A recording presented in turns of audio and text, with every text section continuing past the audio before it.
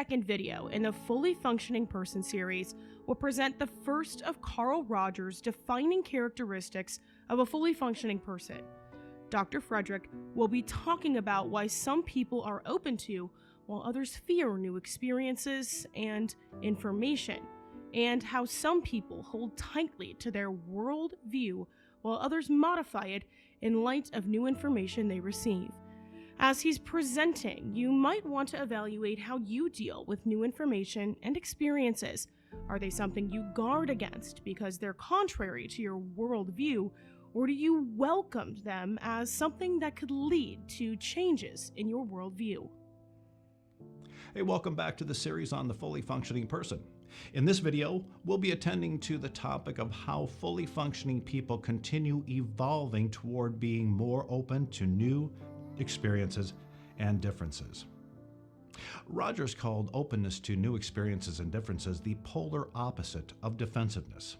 Now, defensiveness is a basic human response, often engaged when we feel threatened by someone else. Defensiveness leads us to feel and behave in ways that we believe will protect us. But what's really happening is that we're focusing on what we believe to be the faults of others, and in doing so, shifting attention from our own faults. While it does work to some degree in making us feel better in the short term, it only works for a very short while, and it takes an enormous amount of energy.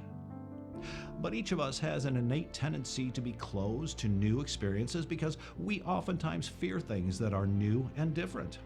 That's why we tend to gravitate to others who are most like us, from our physical likeness to our shared worldviews and similar cultures.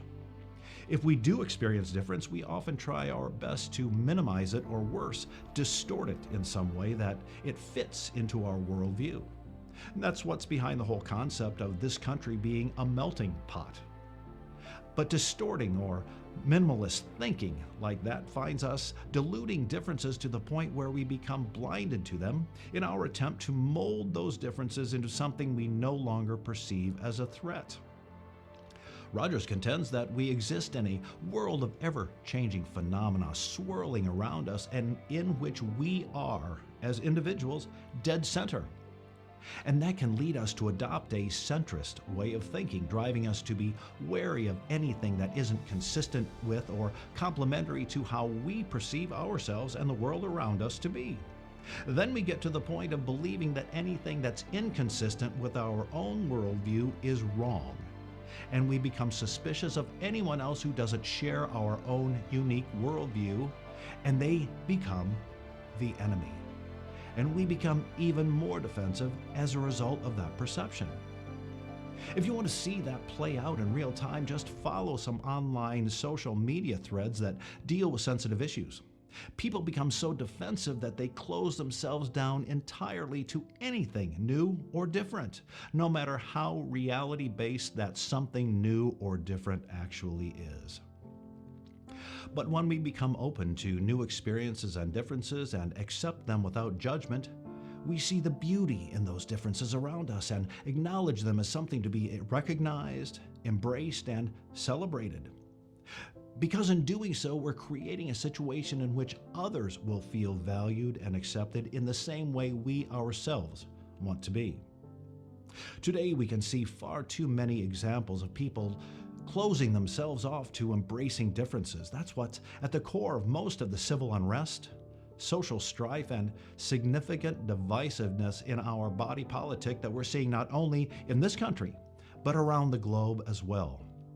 And the outcomes of our refusal to be open to differences erupts in rejection, disapproval, and hatred of others, while literally corroding our own internal ability to grow, learn, and develop. Being open to new experiences and differences isn't good for just the broader society, but to us as individuals as well.